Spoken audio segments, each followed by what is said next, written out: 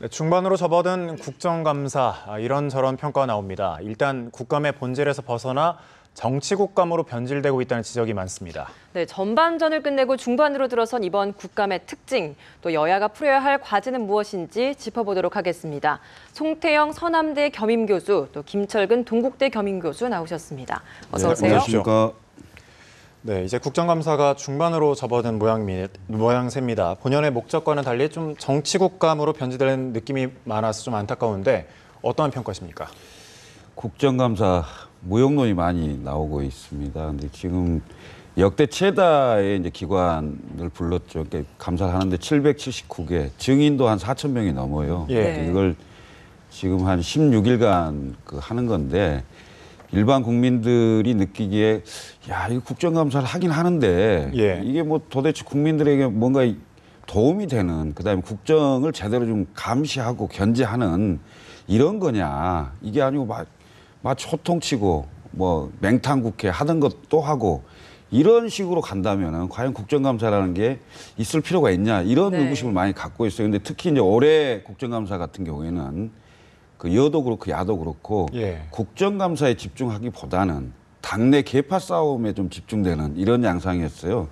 그러니까 새정치민주연합 같은 경우는 문재인 대표의 재신임 그 전국이 형성이 됐고, 그리고 지금 새누리당 같은 경우도 김무성 대표의 어떤 마약 사이 논란도 있었고, 그다음에 윤상현 의원이 대권 후보 뭐 불가로 뭐 이런 얘기도 나오고 하면서 사실상 그 언론과 국민들의 관심이 국정감사에 많이 집중되지 못한, 이러면서 오히려 개별 의원들이 개인기를 좀 많이 또 보여주기식 어떤 국감 이런 형태들이 보이고 있다는 게 좀 국민의 한 사람으로서 좀 안타깝습니다. 사실은 이제 국정감사라는 제도는 우리나라에만 있는 제도입니다. 좀 기형적인 제도죠. 사실 한계가 좀 많이 있는 상황입니다. 그 삼권 분립 국가인 미국, 대통령제를 채택하고 있는 미국 같은 경우에는 감사원이 국회 산하에 있습니다.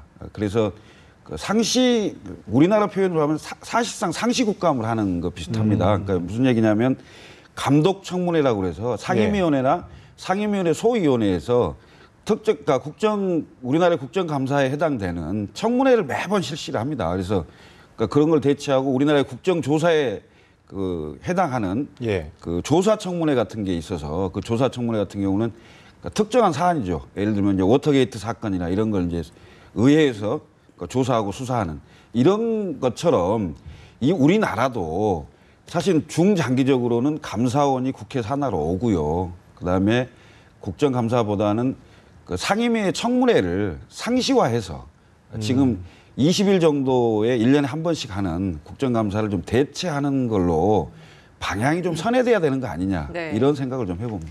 이번 우리 국감에 대해서 좀 부족한 점에 대해서 많이 지적을 해주셨는데, 이 부족한 점 중에 가장 대표적인 거 하나가 좀 어이없는 질문이나 행동을 해서 좀 민망한 장면을 많이 연출하는 이 모습이 좀 많이 부끄러운 모습이 아닌가 싶은 생각이 많이 들어요. 대표적으로 좀 경찰청장에게 총기 시연을 시키면서 좀 화도 나게 만들고, 또 거기에서 또 사과까지 하는 일까지 벌어졌거든요. 어떻게 평가하십니까?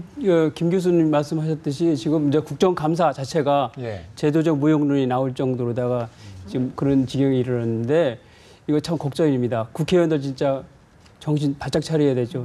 아까 말씀드린 대로 국정감사는 국회가 국정 전반에 대해서 살펴보는 그런 중요한 기능입니다. 헌법 61조에 하고 국정감사 및 조사에 관한 법률에 의한 건데, 이게 국회 입법 기능하고 또 예산 결정 기능과 함께 이제 3대 이제 국회 기능으로 이렇게 하고 있거든요. 그런데 여의 이제 그 각 당은 이제 국정감사가 되면 중요한 기능이기 때문에 국정감사 상황실을 하고, 그것은 정책국감, 대안국감 뭐 이런 얘기를, 민생국감 얘기를 하는데, 여의 또 하다 보면 결국은 정쟁국감, 싸움국감, 정치국감 돼갖고 이제 이것이 더 이상 이제 이게 존재하면 되겠느냐 하는 정도까지 이르렀는데 참 걱정입니다. 지금 아까 말씀하셨듯이 이제 유대원 국회의원이 이제 경찰 총수한테 이제 뭐 총을 한번 쏴봐라 뭐 이런 식으로 다 얘기하고, 거의 이제 이게 한권주의 보여주기식 이제 뭐 헐리우드 액션을 한 거 아닙니까?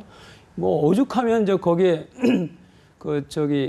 문희상 그 의원은 뭐 전에 그 대표를 지냈던 분 아닙니까? 그분마저도 이거는 아니다 네. 이렇게 얘기할 정도로다가 했으니까 이게 이제 국회에서 한건주의 뭐 이런 국감 행태들은 많이 좀 문제가 된다고 생각합니다. 더군다나 이제 국감도 국민의 눈에 입장에서 국민을 대신해서 물어보고 질의하는 거 아니겠습니까?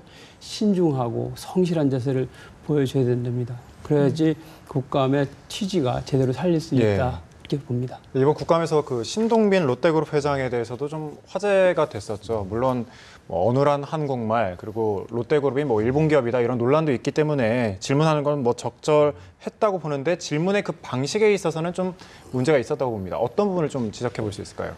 10대 그룹 그 예. 총수 중에는 이제 처음으로 국감에 출석을 했죠. 그러니까 지난번 국감에는 출석에 불응해서 1,000만 원 벌금을 내기도 했죠. 네. 그런데 이제 그 의원들의 질문에 상당히 좀 문제가 있었다 예. 이런 생각이 듭니다. 그러니까 지금 신동빈 회장을 왜 불렀습니까?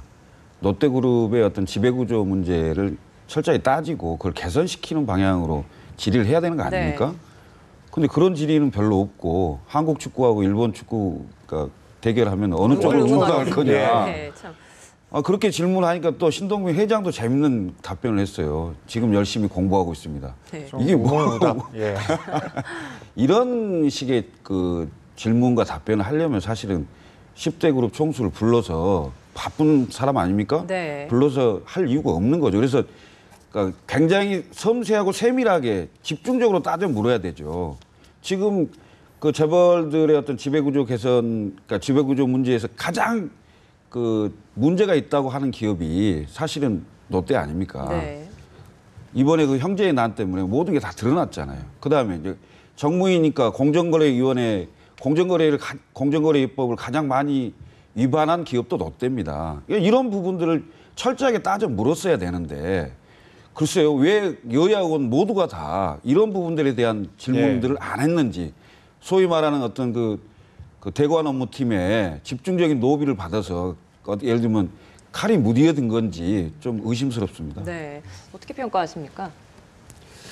대체로 이제 국정감사라는 것을 국정 전반에 대해서 하기 때문에 사실 기업에 대해서는 직접적인 그런 권한이 사실 없는 것도 이제 사실이 아닙니까? 그런데 지금 이제 일반 국민 입장에서 보면 재벌이나 기업이 차지하고 있는 국민 생활에서 차지하는 비중이 너무 커지고 중대해지고 있기 때문에 경제 권력에 대한 비판과 또는 견제 감시 기능을 국회에서 좀 해주길 바라는 면이 사실 있습니다. 그런데 사실 재벌 총수나 기업인들이 국회에 잘 출석을 하지 않습니다. 이런저런 이제 핑계를 대고 오지 않고 또 오더라도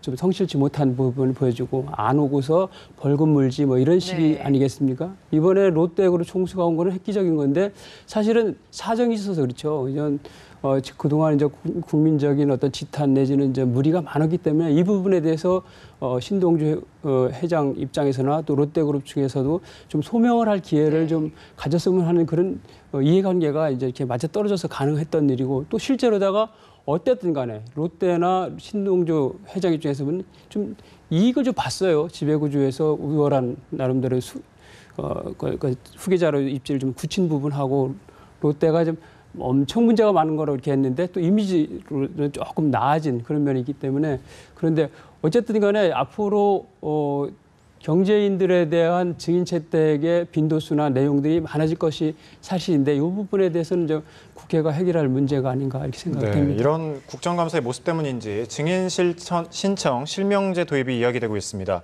뭐 취지에는 여야 모두 공감을 하고 있는데 좀 적용 방식에는 좀 시각차를 보이고 있죠.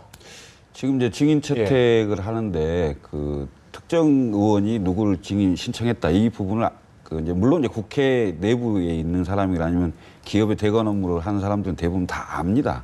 알매도 불구하고 이것을 실명제를 통해서 좀 확실하게 해보자 이런 취지인데 그러니까 긍정적인 효과로서는 무분별한 증인 다수를 부를 수 없도록 하자라는 그 생각인데요.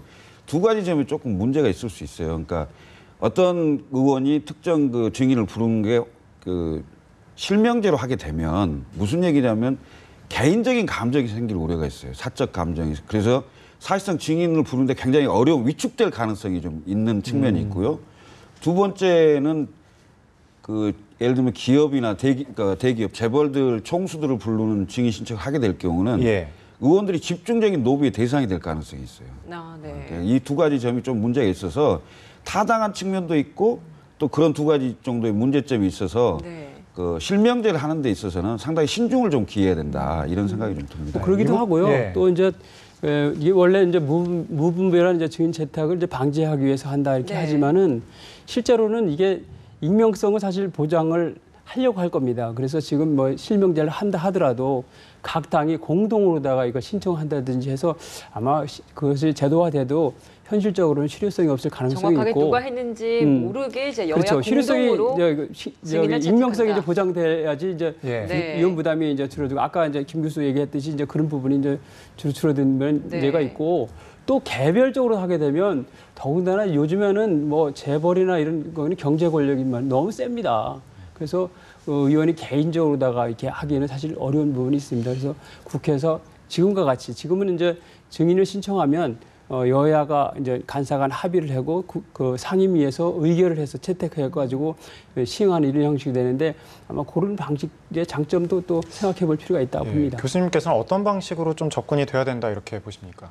그 증인 실명제 예. 말씀하시는 거예요?